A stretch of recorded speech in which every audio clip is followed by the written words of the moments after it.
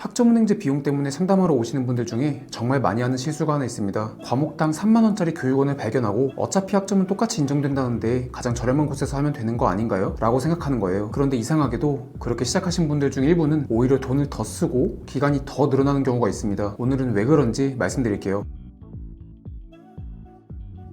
실제로 상담했던 분 이야기입니다. 기사 응시 자격이 목표였는데 과목당 가격이 저렴한 교육원을 찾아서 혼자 진행을 시작하셨어요. 그런데 나중에 확인해보니 갖고 있던 자격증 2개를 학점으로 활용할 수 있는 상황이었습니다. 처음부터 계획만 잘 잡았으면 2학기 정도는 단축할 수 있었던 상황이었는데 그걸 모르고 진행하다 보니 결국 예상보다 더 많은 과목을 수강하게 됐습니다. 과목당 비용은 저렴했지만 총 비용은 결국 더 올라간 거죠. 또 다른 사례도 있습니다. 전문대를 졸업하신 분이었는데 학점은행제를 처음부터 다시 시작하고 계셨습니다. 전적대 학점을 활용할 수 있다는 사실을 나중에 알게 된 거예요. 이미 수강한 과목은 취소할 수도 없고 결국 시간과 비용을 모두 손해본 상황이었습니다. 같은 경영학 과목인데 어디는 3만원, 어디는 8만원, 어디는 12만원이 넘는 교육원도 있습니다. 그러면 당연히 학생 입장에서 저렴한 곳이 가장 좋은 거 아닌가? 라고 생각하실 수 있습니다. 교육부인과 교육원이라면 어느 교육원에서 수강을 하든 과목당 3학점, 이처럼 인정받는 학점은 똑같은데 말이죠. 가격 차이는 대부분 관리 방식과 상담 지원에서 발생합니다.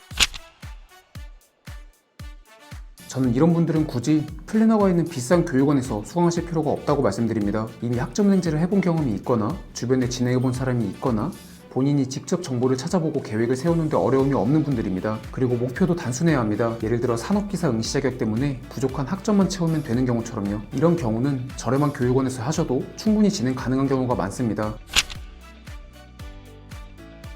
편입준비, 대학원 진학, 사회복지사 자격증 취득을 희망하거나 전적대 학점 활용, 독학사 시험 병행, 자격증 병행 이런 요소들이 섞이기 시작하면 경우의 수가 상당히 많아집니다. 실제로 상담을 하다 보면 학점은 다 채웠는데 전공학점이 부족하거나 필수 과목이 누락돼서 학위 신청을 못해서 계획을 수정하는 경우도 정말 많이 봤는데요. 이런 구간부터는 결국 수업료를 아끼는 게 어떻게 설계하느냐에 따라 달려 있습니다.